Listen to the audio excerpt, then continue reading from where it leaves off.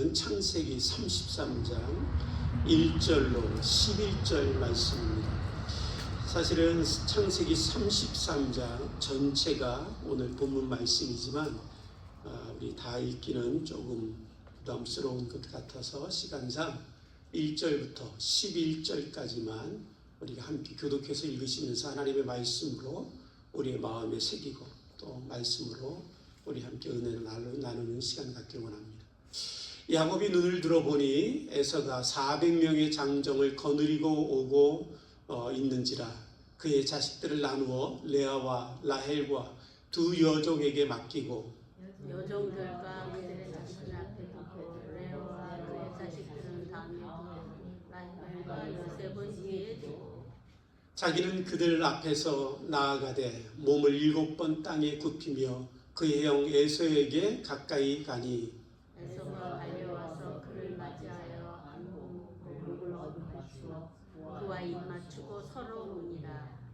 에서가 눈을 들어 여인들과 자식들을 보고 묻되 너와 함께한 이들은 누구냐? 야곱이 이르되 하나님이 주의 종에게 은혜로 주신 자식들이니이다. 그때 그의 자식들과 더불어 나와 절하고 레아도 그의 자식들과 더불어 나와 절하고 그 후에 요셉이 라헬과 더불어 나와 절하니 에서가 또 이르되 내가 나가 이 모든 데는 무슨 까닭이냐. 야곱이 이르되 내 주께 은혜를 입으려 함이니라. 에서가 이르되 내 동생아 내게 있는 것이 족하니 내 소유는 내게 두라. 야곱이 이르되 그렇지 아니하니이다. 내가 형님의 눈앞에서 은혜를 입었사오면 청하건대 내 손에서 이 예물을 받으소서. 내가 형님의 얼굴을 배운즉 하나님의 얼굴을 본 것 같사오며 형님도 나를 기뻐하시니라. 함께 읽겠습니다. 하나님이 내게 은혜를 베푸셨고 내 소유도 족하오니 청하건대 내가 형님께 드리는 예물을 받으소서 하고 그에게 강건함에 받으리라. 아멘. 성경에는 많은 기적들이 기록되어 있습니다. 하나님이 왜 성경 말씀에 이 많은 기적들을 기록하셨을까요? 우리는 이 성경에 나오는 기적들을 보면서 우리는 단순하게 내 삶에도 그런 기적이 일어났으면 좋겠다.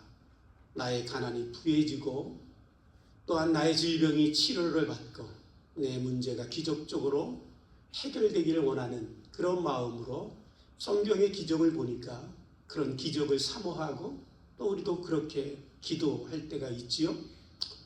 또 심지어는 내 삶 속에 나타난 기적들이 나에게 자랑이 되고 그래서 많은 사람들에게 그런 기적들이 내 삶 속에 일어났다라고 자랑합니다.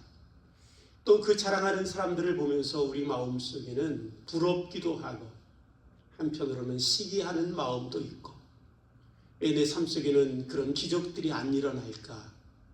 그렇게 우리들의 마음 속에 반응할 때도 있습니다. 정말 하나님께서 성경의 말씀에 수많은 기적들을 기록하신 이유는 단지 그것일까요?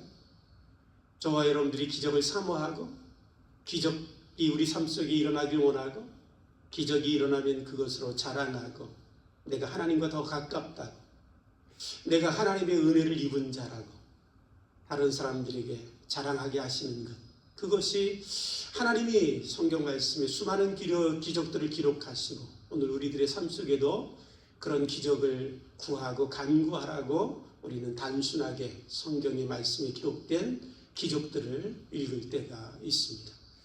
그러나 성경 말씀 우리 마태복음 11장 22절에 예수님께서 하신 말씀을 우리가 읽어보면 우리들이 기적에 대해서 다시 한번 생각하게 되고 기적의 가치와 의미가 무엇인지 하나님이 우리들의 삶 속에 또한 성경 속에 기적을 기록하신 이유가 무엇인가 우리가 다시 한번 그 이유를 질문하게 됩니다.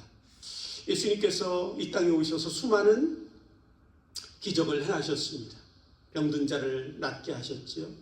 걷지 못한 자가 거르고 보지 못하는 자가 보게 되고 죽은 자가 살아나고 귀신들이 쫓겨나는 수많은 기적들을 예수님께서 행하셨습니다.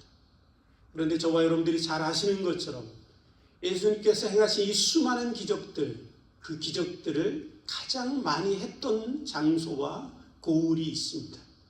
그 고을은 어디냐면 우리가 잘 아는 것처럼 고라산과 벳세다라는 지역입니다. 고라산과 벳세다에서 주님이 수많은 기적을 행하셨지만 그 지역에 살고 있는 수많은 사람들이 회개하고 주님 앞에 돌아오지 않을 때 예수님께서 마태복음 11장 22절 말씀을 통해서 오히려 그들을 꾸짖고 책망하시는 말씀을 우리가 읽게 됩니다. 뭐라고 책망하시냐면 내가 너희에게 이르노니 심판날에 두로와 시돈이 너희보다 견디기 쉬우리라. 그들에게 행하신 수많은 기적들, 그것들이 그들에게 책망이 되었고 오히려 꾸지람이 되었고 마지막 날 하나님의 심판이 임할 때 그들의 심판의 증거가 될 것임을 예수님이 말씀하고 계시지요. 이 말씀을 우리가 읽어보면 사랑하는 성도 여러분, 기적 자체가 중요한 것이 아니라는 것을 우리가 느끼게 됩니다. 기적 자체에 가치와 의미가 있는가? 그렇지 않다라는 것입니다. 기적 자체가 나에게 복이 되는가?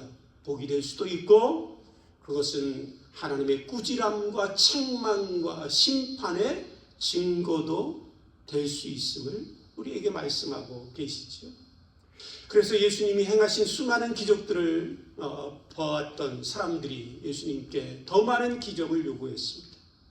그때 예수님이 하신 말씀 다 기억하실 것입니다. 그들이 원하는 그 수많은 기적들을 보고 더 많은 기적을 구하는 그들에게 주님은 단칼에 그것을 거부하셨습니다. 사랑하는 성도 여러분, 왜 성경에 하나님은 수많은 기적들과 수많은 하나님이 행하신 이적들을 우리들에게 기록하고 들려주시고 말씀하고 계실까요? 그것은 기적 자체가 중요하기 때문이 아닙니다. 그 기적을 우리들 가운데 행하시고 기록하셔서 가르쳐주시는 하나님의 목적과 이유는 무엇이냐면 그 기적을 통해서 기적을 행하시는 하나님을 깨닫고 알게 하시기 위함입니다. 뿐만 아니라 하나님을 깨닫고 알게 됨을 통해서 그 하나님을 아는 그 백성들이 변화되게 하시기 위하여 하나님은 기적을 행하셨고 기적을 기록하셨고 오늘도 우리들 가운데 기록을 읽게 하시고 또 우리들의 삶 가운데도 기적을 지금도 행하고 계신 것을 저와 여러분들이 기억하실 필요가 있습니다. 사랑하는 성도 여러분, 그러므로 오늘 저와 여러분들이 꼭 기억해야 될 것은 기적 자체가 복이 아니라 기적을 통해서 내가 변화될 때 그 변화가 진정한 축복이라는 것입니다. 내가 변화될 때 그 변화가 하나님이 주시는 참된 은혜고 참된 축복임을 저와 여러분들이 반드시 기억할 수 있게 되길 원합니다. 때로는 어떤 사람들이 수많은 은사들을 가지고 있습니다. 그 은사들을 행하는 사람들 가운데 하나님이 주신 기적들이 있었고 능력들이 있었고 하나님의 살아계심의 역사들이 있었지만 그 수많은 기적을 직접 행한 사람조차도 그 기적이 그들에게 복이 되지 못하고 오히려 심판의 무서운 하나님의 꾸지람과 책망이 되었던 그런 사람들을 우리는 너무나 다 잘 알고 계실 것입니다. 지난주에 우리는 야곱이 야복강에서 하나님과 씨름하던 하나님의 말씀을 읽었습니다. 그 씨름은 야곱의 씨름이 아니라 하나님의 씨름이었죠. 어떤 사람이 야곱과 씨름하다가 바로 하나님이 야곱에게 찾아오셔서 야곱이 구한 것도 아니고 바란 것도 아니고 원한 것도 아니지만 야곱에게 하나님이 찾아오셔서 그를 붙들고 야복강에서 씨름하셨습니다. 씨름하신 후에 하나님은 야곱의 환도뼈를 치셔서 어긋나게 하셨습니다. 그리고 그의 이름을 야곱에서 이스라엘로 바꿔주셨지요.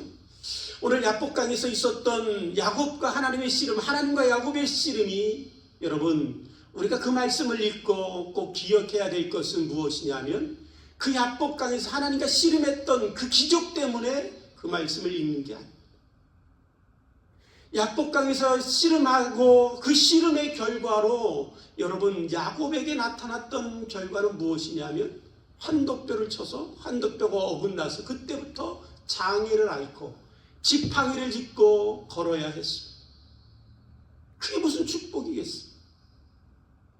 여러분 그에게 또 하나님과 씨름했지만 그 결과는 무엇이었냐면 아직도 형은 자기를 죽이겠다고 400명의 군사들을 데리고 자기를 향하여 달려오고 있었습니다. 환경은 아무것도 변한 것이 없습니다. 그렇다면 이름이 바꿔주신 그 이름 바꾼 것 때문에 그에게 축복이 되었을까요? 때로는 우리들이 가끔 그런 경우들을 보게 됩니다. 예수님을 믿는 사람들 중에도 기도하는 은사자들이 당신의 이름을 좀 바꾸십시오. 이름 때문에 복을 받지 못하고 있으니 이름을 바꾸면 당신에게 하나님의 놀라운 복이 임할 겁니다. 그 은사자들의 이야기 듣고 이름을 바꾼 사람, 그 사람들 제 주위에도 몇몇 있습니다. 여러분 그러나 사랑하는 성도 여러분, 야곱을 이스라엘이라고 하는 그 이름 자체를 바꿔줬기 때문에 그것이 여러분 축복일까요? 그렇지 않습니다.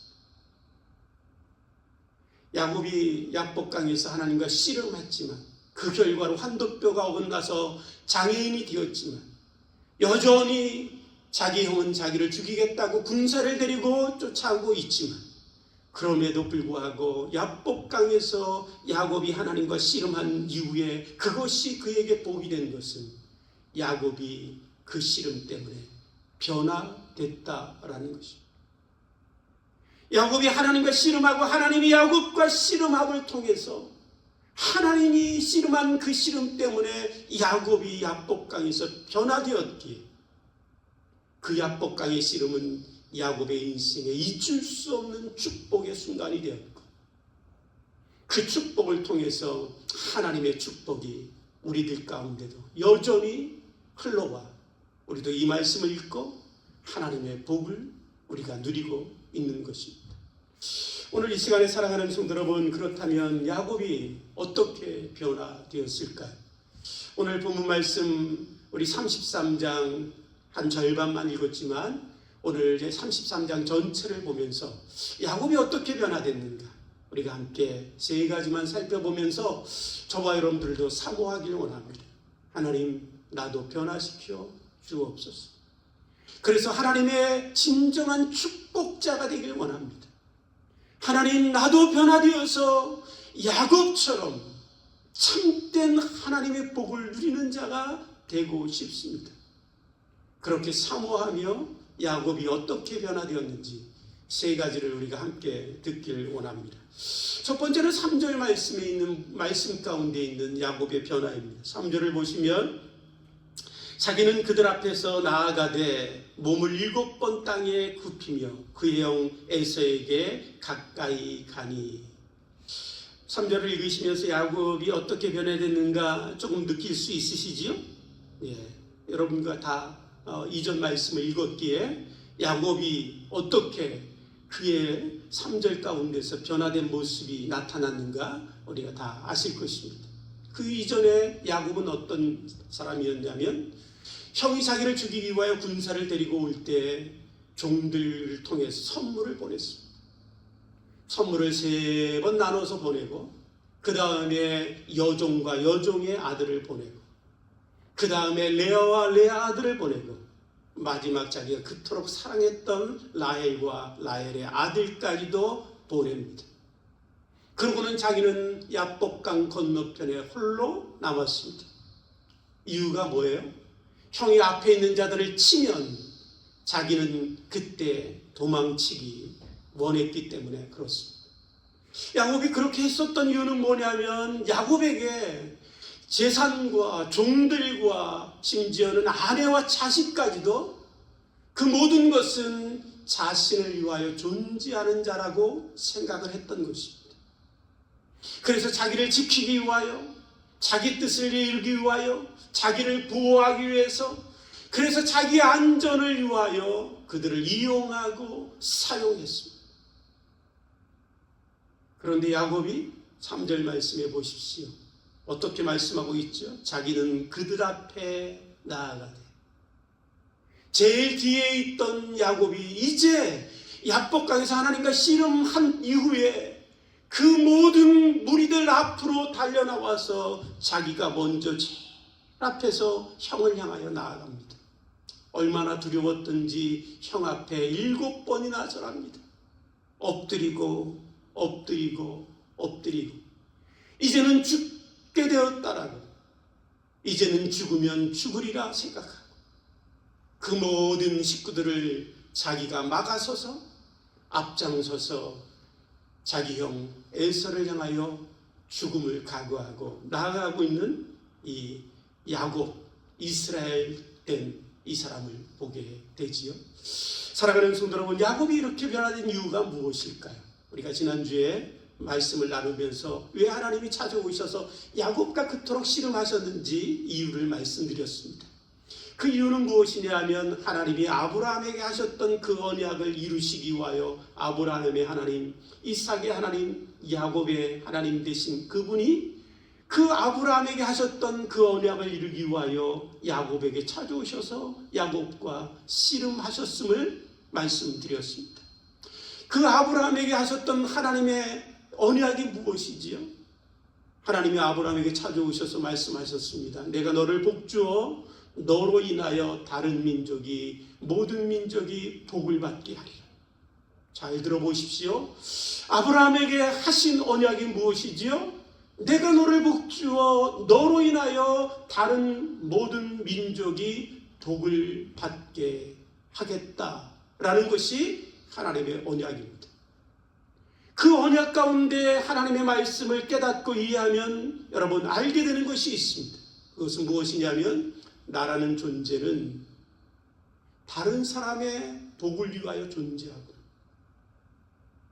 우리는 수많은 시간 동안에 이 야곱처럼 내 남편도 내 아내도 내 자식도 내 재물도 나를 위하여 존재하는 것처럼 생각하며 삽니다. 그래서 나를 위하여 이용하고 사용하고 내 마음에 들지 않으면, 내게 유익이 되지 아니하면 평생 나에게 도움되지 않는 사람들이라고 우리는 그들을 향하여 불평하고 원망합니다. 그러나 야곱은 깨달았습니다. 아, 나라는 존재는 저 사람들이 나를 위하여 존재하는 것이 아니라 내가 저 사람들을 위하여 존재하는 것. 그것이 하나님의 언약이고 그것이 하나님이 이루시고자 하시는 축복이고, 그 삶을 선택하고 믿음으로 살아가는 사람들이 복된 자라는 것을 야복강이 하나님과 씨름해서 깨닫게 되었습니다. 그래서 제일 앞에 나아갑니다. 자식들을 막아섭니다. 내가 너희들을 위하여 죽을지라도 나를 통하여 너희들이 복을 받고, 나를 통하여 너희들이 해코지를 당하지 않고, 나를 통하여 너희들이 복받고 생명을 유지하기를 원하는 제일 먼저 앞에 나아가서 형을 맞이하지요. 사랑하는 성도 여러분, 오늘 저와 여러분들도 하나님의 언약 안에 있는 백성들 아닙니까? 아브라함의 언약 가운데 속한 자들입니다. 똑같은 하나님의 언약 가운데 살아가고 있는 사람들입니다. 내가 너로 인하여 다른 사람들이 복받게 하리라.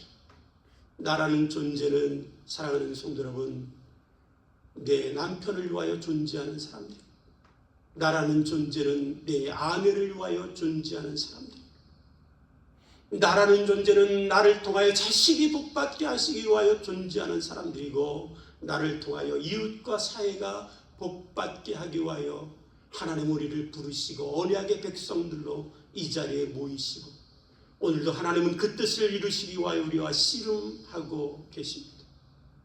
반드시 저와 여러분들이 늘 기억할 수 있게 되길 원합니다. 내가 저 사람들을 위하여 존재하는 것이지 저 사람들이 나를 위하여 존재하는 것이 아니다라는 것입니다. 야곱처럼 사랑하는 성도 여러분, 우리를 통하여 다른 사람들의 그 모든 삶 가운데 하나님의 복이 흘러갈 수 있게 되기를 주님의 이름으로 축복합니다. 두 번째로 오늘 우리들이 읽은 말씀을 보면 야곱의 변화는 어디서 보게 되냐면 10절에서 보게 됩니다. 10절에 보면 그 앞에 형 에서에게 야곱이 나아가지요. 죽으면 죽으리라. 이제 내가 변화된 삶을 살리라. 나를 통하여 내 가족을 지키리라. 그렇게 형 앞에 죽기를 각오하고 이제 죽었다 생각하며 형 에서에게 나아갔습니다. 그런데 웬일인지 왜는 왠지 형이 야곱에게 달려와서 야곱을 껴안고 목을 어긋나게 품고 입을 맞추며 형이 자기를 껴안아주는 것입니다. 그 형의 그 품 안에서 야곱이 한없이 울지요. 울고 있는 자기 동생을 보면서 이 에서 형도 한없이 웁니다. 그러면서 이 형에게 야곱이 뭐라고 얘기하냐면 내가 형님의 얼굴을 배운 즉 하나님의 얼굴을 본 것 같사오며 형님도 나를 기뻐하심이니이다 라고 말합니다. 형님, 내가 형님을 뵈니까 하나님의 얼굴을 뵌 것 같아. 여러분, 왜 그렇게 얘기했냐면 야곱이 야복 강에서 하나님과 씨름하고 나서 그 땅 이름을 무엇이라고 이름했냐면 브니엘이라고 했지요. 하나님의 얼굴이라고 지었습니다. 그러면서 이 야곱이 고백하기를 내가 하나님을 보면 죽을 수밖에 없는 존재인데도 내가 하나님을 배웠는데 나를 살게 하셨도다. 그 크신 하나님, 죽을 수밖에 없는 죄인을 살리시는 그 하나님의 긍휼하심과 넓으신 그 은혜를 깨닫고 하나님의 얼굴을 배웠을 때 그곳의 이름을 브니엘이라고 했지요. 그런데 이제 형 앞에 나오면서 이 야곱이 나는 죽을 수밖에 없다, 이제 죽자 하고 각오하고 나왔는데 형이 이 야곱을 껴안고 품고 용서하고 마치 하나님처럼 죽을 수밖에 없는 자기를 품고 있는 이 형의 은혜를 보면서 야곱이 형의 얼굴을 보면서 내가 형님을 배우니 형님 얼굴에 하나님의 얼굴을 뵈는 것 같습니다. 그렇게 고백하지요. 사랑하는 성도 여러분, 오늘 저와 여러분들이 이 말씀을 읽으면서 우리들이 또 다른 면에서 볼 수 있는 것은 무엇이냐면, 그러면 우리가 은혜를 입고 누군가 나에게 도움을 주기만 하면 다 그 사람의 얼굴에서 하나님의 얼굴을 볼 수 있느냐? 볼 수도 있지만 그렇지도 않습니다. 세상은 은혜를 원수로 갚는 우리 땅에 살고 있지요.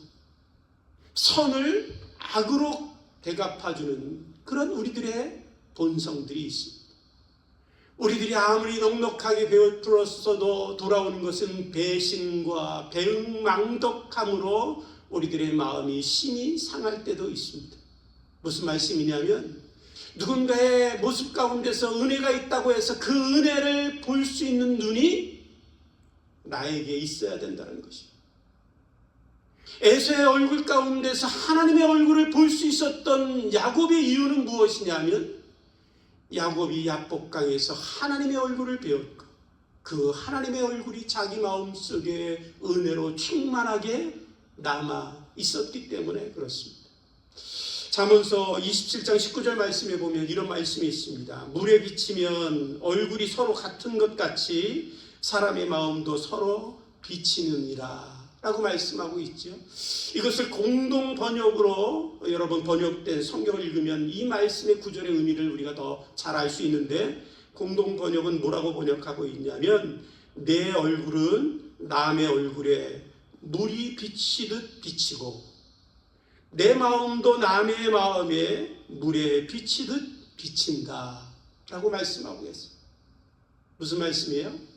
내가 누군가를 보면 그 사람의 얼굴 가운데 내 얼굴이 비치고 있다라는 거예요. 내가 누군가 다른 사람들을 만나면 그 사람들의 마음 가운데 내 마음이 비친다라고 우리에게 가르쳐 주고 계시는 거예요. 사랑하는 성도 여러분, 우리들의 삶 속에 보이는 것이 원수만 보이십니까? 세상은 너무나 악한 것만 있어 악한 것만 보이십니까? 내가 어떤 사람을 보면 그 사람의 단점만 막 보여서 짜증나고 비판하고 판단하는 그런 것들만 보이십니까? 성경 말씀을 따라서 그것을 해석하자면 내 마음이 그렇다라는 것입니다. 내 마음에 원수만 있고 내 마음속에 미움과 시기만 있고 내 마음속에 악한 것만 있으니 보이는 것들이 다 그렇다는 것. 내 마음에 하나님의 은혜가 있고 긍휼함이 있으면 원수 같은 자도 불쌍하죠. 얼마나 불쌍해. 내 마음속에 하나님의 사랑이 있으면, 사랑하는 성도 여러분, 다른 사람을 볼 때 그 사람의 연약함이 보이게 되고, 구원받지 못한 그 영혼의 안타까움이 보이고, 우리들 가운데 하나님의 얼굴이 남아있어서 그 은혜의 얼굴이 나를 충만하게 붙들고 있다면, 우리는 누군가를 볼 때 그 얼굴 가운데 하나님의 형상을 따라 창조한 그 영광스러운 모습을 우리가 볼 수 있게 된다라는 것입니다. 오늘 저와 여러분들의 삶 가운데 사랑하는 성도 여러분, 누군가를 향하여 원망과 비판과 판단과 미움과 시기만이 있다면, 다시 한번 이 야곱의 이야기를 통해서 하나님, 내 마음에 하나님의 마음을 주옵소서. 나도 하나님을 만나길 원합니다. 하나님의 은혜의 얼굴을 만나 내 얼굴에 하나님의 얼굴이 내 마음속에 남게 해 주옵소서. 사랑하는 성도 여러분, 그렇게 저와 여러분들이 변화되는 축복이 있게 되기를 주님의 이름으로 축복합니다. 원수만 보이면 행복하겠어요? 다른 사람 단점만 보이는데 그 삶에 감사와 여러분 축복이 있겠어요? 내 마음속에 보이는 것이 다 세상에 악한 것만 보이는데, 여러분, 그 악한 세상을 보는 우리들의 마음은 얼마나 고통만 남겠습니까?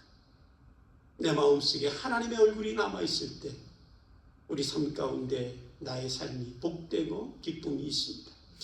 마지막으로 사랑하는 성도 여러분과 야곱의 변화를 보게 되는 말씀은 우리가 함께 읽지는 않았지만 여러분 33장 20절 말씀에 있는 말씀입니다. 거기 보면 거기에 제단을 쌓고 그 이름을 엘렐로헤 이스라엘이라 불렀더라 라고 말씀하고 있습니다. 야곱이 세겜이라는 곳에 도착해서 그가 제단을 쌓고 하나님 앞에 예배를 드리지요.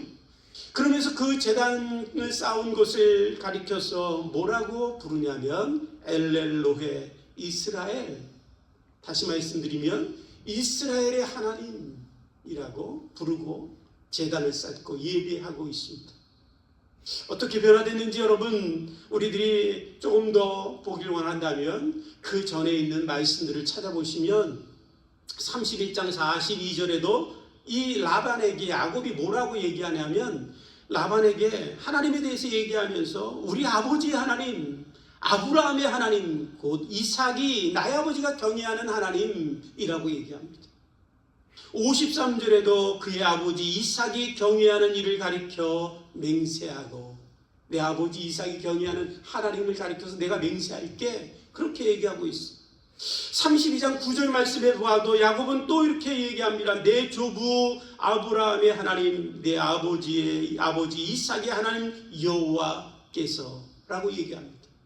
한 번도 나의 하나님이라고 고백한 적이 이전에 한 번 있었지만, 그는 다시 하나님은 할아버지의 하나님, 아버지의 하나님에 불과했습니다.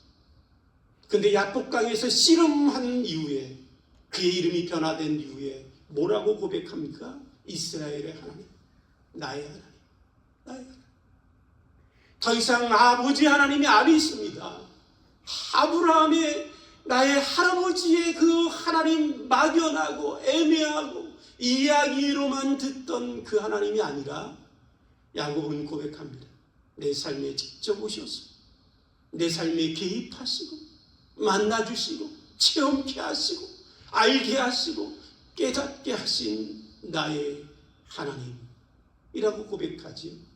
그런데 이 나의 하나님이라는 고백 가운데는 무엇이 있냐면 나의 하나님이에요. 무슨 말씀이에요? 나의 하나님, 나의 삶의 주인이 되시고, 나의 하나님, 나를 인도하시고 나를 책임져 주시고 나의 사랑이 되시고 의지가 되시고 힘이 되시고 능력이 되시고 구원이 되시는 나의 하나님, 그렇게 고백하고 있습니다. 여러분, 우리들이 삶 가운데 많은 분들이 주일날 예배 나오면서 얼마나 흥분과 감격 가운데 나오는지 모르겠어요. 그냥 어쩔 수 없으니까, 부모님 때부터 교회 다녔으니까 그냥 마지못해서 지루하고 힘들고. 왜 그럴까요? 주일날 나와서 예배할 때 나의 하나님을 예배하지 못하기 때문에 그렇습니다. 내 부모가 섬겼던 하나님, 저 강대상에서 부르짖고 있는 저 목사가 섬기는 하나님, 나와 상관없는 그 하나님을 섬기는데 이 자리에서 무슨 감격이 있고 흥분이 있고 기대가 있고 기쁨이 있겠습니까? 사랑하는 성도 여러분과 저와 우리 주교의 성도 여러분들의 삶 가운데 하나님이 나의 하나님이 되는 축복이 있게 되길 원합니다. 내가 정말 만나고 내가 경험하고, 그래서 내가 보증하고 내가 섬기고, 그래서 다른 사람 모든 사람이 어찌 말하든 간에 하나님은 나의 하나님이야. 나의 주인이시고 나의 왕이 되시고 나의 사랑과 나의 전부가 되시는 하나님, 그 하나님을 만나게 되고 야곱처럼 이스라엘처럼 하나님 앞에 제단을 쌓는 기쁨과 감사가 저와 여러분들 가운데 있게 되길 원합니다. 사랑하는 성도 여러분, 기적 자체가 축복이 아닙니다. 기적 자체가 가치 있는 게 아닙니다. 기적 자체가 의미 있는 게 아닙니다. 중요한 것은 그 기적을 통해서 하나님을 만나고, 그 기적을 통해서 만난 그 하나님 때문에 내가 변화될 때, 그것이 저와 여러분들의 진정한 축복임을 늘 기억하며 살아가는 저와 여러분들 되길 주님의 이름으로 축복합니다. 함께 기도하시겠습니다. 하나님 아버지, 감사합니다. 막연한 하나님이 아니라 나의 하나님이 되어주심을 감사합니다. 나의 힘이 되시고 능력이 되신 하나님이 되어주시니 감사합니다. 하나님, 참으로 야곱이 변하여 이스라엘이 되었을 때 그가 진정으로 변화된 것처럼 우리도 변화되게 하셔서 참된 축복의 주인공들로 살아갈 수 있도록 인도해 주옵소서. 감사하며 예수님의 이름으로 기도드립니다. 아멘.